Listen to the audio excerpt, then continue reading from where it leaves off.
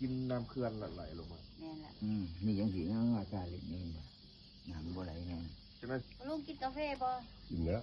ใช่ป่ะ จะได้สวยว่ามันใสเลยนะใสแบบกระทายลงเป็นก็เป็นน้ำขับปล่อยเขื่อนว่ามันมีฝนแน่ก็มัน มันเดี๋ยวมันเป็นผักเป็นกัน วังเวียงโอ้อันโอ้ยกะหลงว่าแต่วังเวียงเนาะเมืองเฟืองปานใดกะวังเวียง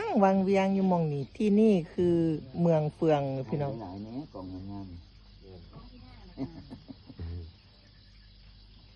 ไข่มุกกันยัง ถ้าเปลี่ยนหน้าโชว์ ไข่มุกกันยังว่าขันถ่ายรูปแปลวกล้องแม่ป้ามาเลย ก็ไม่ป้ายังไม่งาม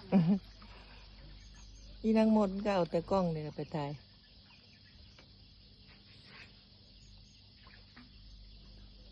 บรรยากาศก่อน ซ้ำเขาก็ท่านได้ปิดไฟ กาแฟ งาม ร้อน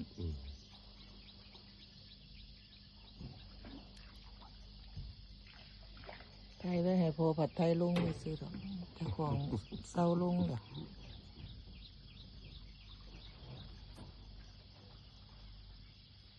ที่แรก สวยงาม ตอนสินอนหลับบ่แล้ว